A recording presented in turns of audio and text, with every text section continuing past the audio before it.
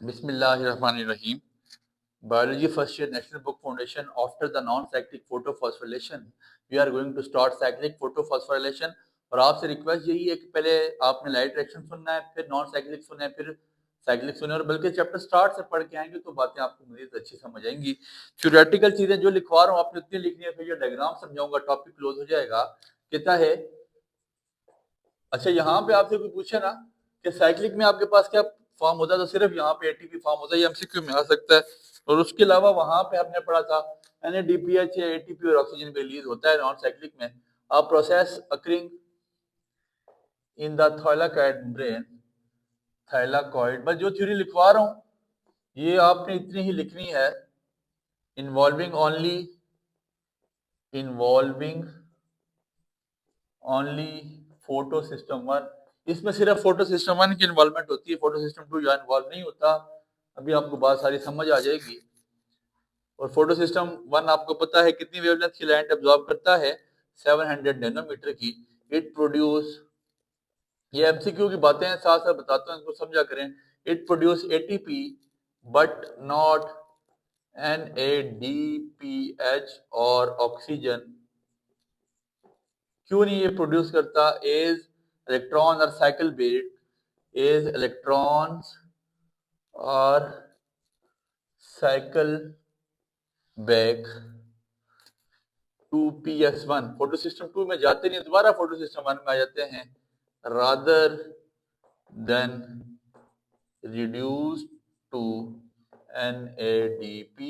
NADP में जाने से जाते ही नहीं, जब जाएंगे नहीं तो फिर वहां पे उसने NADPH की प्रोडक्शन करनी ही नहीं है। ये सारी गेम फोटो सिस्टम 1 में हो रही है। ठीक हो गया। इसके बाद आपने इसकी की स्टडीज की हेडिंग दे देनी है, मैकेनिज्म की हेडिंग दे दे, ज्यादा बेहतर है।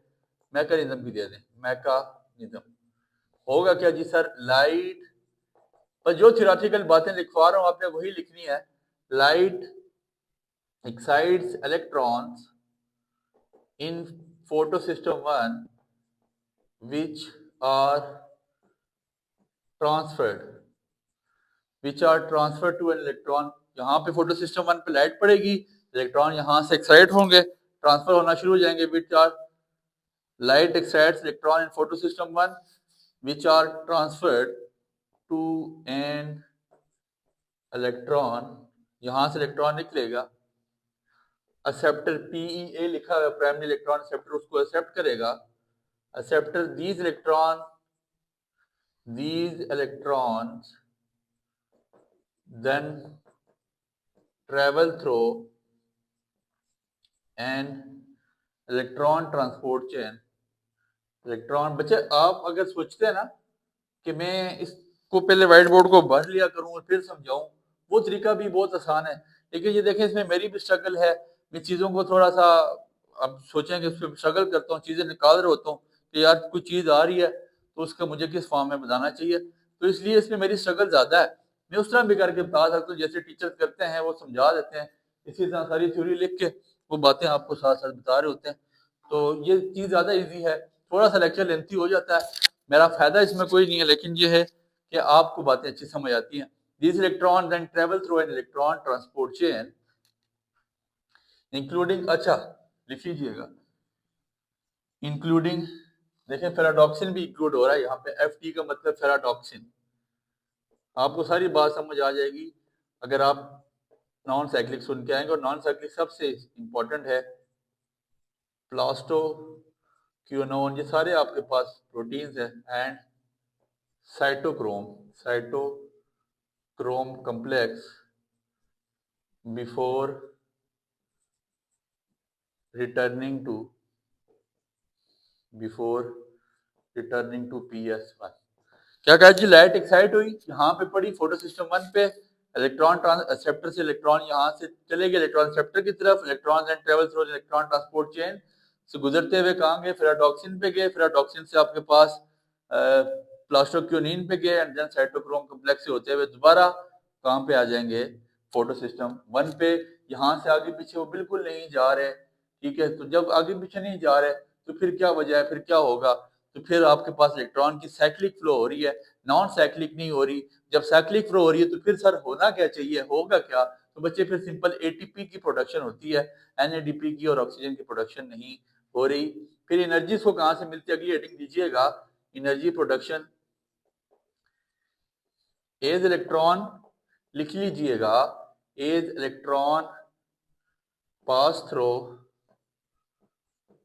The transport chain, as electron pass through the transport chain, they provide energy। इनको एनर्जी कहाँ से मिलती है, they provide energy to pump proton, to pump protons into the thylakoid space, thylakoid space। ठीक हो गया। और इसकी आखिरी हेडिंग डाल दीजिए, इसकी लोकेशन क्या है, location, this process primarily occurs in the stroma,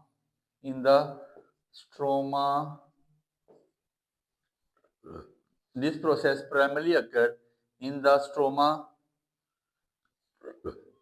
where ps second, या ल्यूमन लिख लीजिएगा, इन द स्ट्रोमा, ल्यूमन लिखने where photosystem second and NADP plus reductase are absent। Sir यहाँ पे ये दोनों चीजें मौजूद नहीं होती, कौन कौन सी, ना तो फोटोसिस्टम 2 होता है और ना ही NADP रिडक्टेज होता है, क्योंकि ये उसके स्ट्रोमा के ल्यूमन में ये रिएक्शन हो रहा है, इस वजह से यहाँ पे दोनों चीजें एब्सेंट है। डायग्राम देख लीजिएगा, मैंने फोटो सिस्टम 2 तो सिर्फ बनाया है एक खानापुरी के लिए, फोटो सिस्टम 1 बनाया, लाइट यहाँ पे पड़ी, इलेक्ट्रॉन यहाँ से रिलीज हुए, इलेक्ट्रॉन निकले, प्राइमरी इलेक्ट्रॉन रिसेप्टर ने उठाया, पैराडॉक्सिन से गुजरते हुए साइटोक्रोम कॉम्प्लेक्स में आए, दोबारा आपके पास यहाँ पहुंचे प्लास्टोसायनिन में, और फिर इसके बाद दोबारा रिटर्न होकर कहाँ पे आ गए हैं, फोटो सिस्टम 1 पे।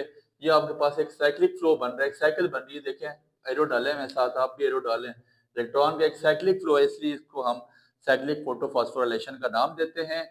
यहाँ पे इलेक्ट्रॉन ना तो NADP रिडक्टेज में जाते हैं और ना ही आपके पास फोटो सिस्टम सेकंड में आते हैं, जब वहां जाएंगे नहीं, NADP रिडक्टेज में नहीं जाएंगे तो वहां पे ऑफ कोर्स NADPH की प्रोडक्शन नहीं होगी, और इसी वजह से फिर आपके पास वहां पे ऑक्सीजन भी रिलीज नहीं होता। उम्मीद है आपको ये बातें समझ आई हैं, इंतहाई इंपॉर्टेंट टॉपिक है, दुआ में याद रखें।